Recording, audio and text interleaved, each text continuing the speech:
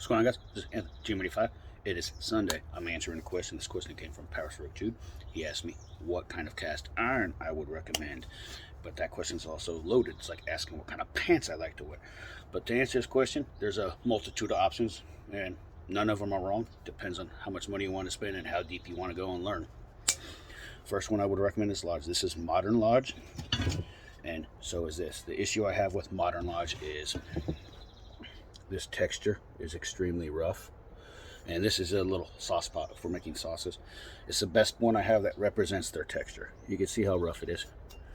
Hopefully you guys can hear it, but you can definitely see how rough it is. So that's the issue with Modern Lodge.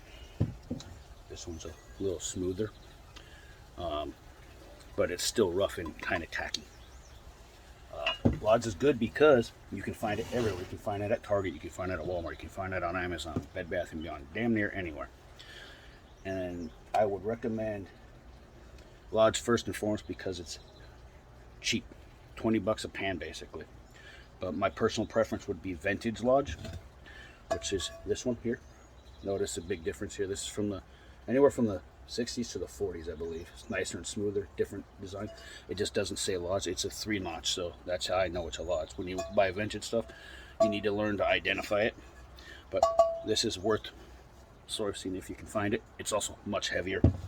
Or you can go on eBay and source stuff like this. This is a vintage BSR. Now, I didn't get this off eBay. I got this in someone's box when they were moving out of the neighborhood. They threw this in the box for trash. It's a little BSR 5. And this thing's from the 40s. Notice how smooth it is. This thing cooks better eggs than a nonstick pan. Trust me, guys. This is also going to be the start in a little cooking series I'm going to do now. Pique some interest. And then, let's see here. The other option for cast iron is enameled. Now, this is an enameled 4-quart Dutch oven made by Staub, or Stube, I'm not sure. Company based out of France. This pot was worth 100 bucks. It's actually cheap.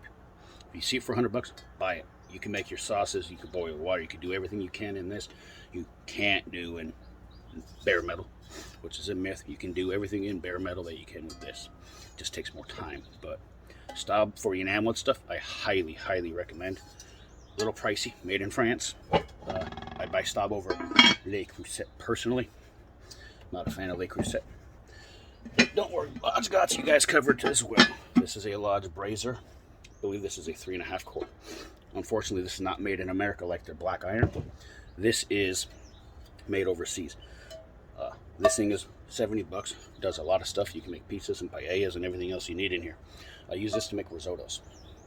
I use another pot for risotto. You'll see that later. But enameled stuff from Lodge, much, much cheaper than Staub. By far. If this was a Staub one, this thing would be 350 bucks. 70 bucks right there. Depends on your cooking. The reason for enamel is the bare iron is acidic. It reacts to lemons and limes and all of that stuff. So that's the big benefit to the enameled stuff to have in your kitchen, guys. And here's a great representation of bare metal and why enameled pots are good. This is a 5-quart Dodge oven. This was only $35 when I bought this 10 years ago. I think it's went up in price, I'm not sure. But let's take a peek. It's been sitting in the garage, guys. Now, I've seen stuff like this get thrown away. I've picked it up and I've saved it before. This pot is beyond saving. It's not. This thing's just a little rusted and cruddy. This is completely salvageable. There are many ways to clean this and bring this pot back to being nice, black, and smooth, guys. I just got to figure out which method I want to show you guys. So this pot is not beyond saving. Trust me. This pot I have used to cook marinara in, chili in, boil water in, which you're not supposed to do, but I did it anyway. Put it in the open fire, put it in the oven, made bread, hung it over open fires on a tripod. I've done everything you can think of with it. So it's worth that 35 bucks. So, in all honesty, I would recommend Modern Lodge, but go an extra step. Take your time, go on YouTube and see what people do. There's a lot of people who do this. They wire wheel all that pre-seasoning off and get it smooth, so you end up with that. and then reseason. It's just an extra step. A lot of people do it. I have not done that yet myself, but personally, I like the vintage stuff. But you got two other options. Actually, you have three, but I'm not going to talk about the other one. The other one is named Butter Pat. Way too expensive. We're talking $400 a pan.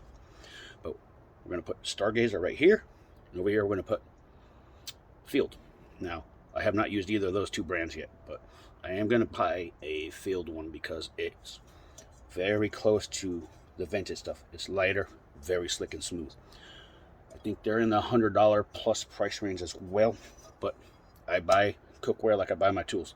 I buy high quality, and I don't look back. These things will last you a lifetime. So, this is Anthony, GM85 with my recommendations. Skill level, start with Lodge. Learn how to maintain and season it, which is another thing. I season with good old pork fat. This is bacon and mixed everythings, or I use straight pork lard. That's the whole process in its own, guys. You want to see how I do that? Put a comment down there, guys. But vintage, I'm going to go with the vintage one for my personal self. And I'm going to try out this Field stuff. But absolutely nothing wrong with buying Lodge.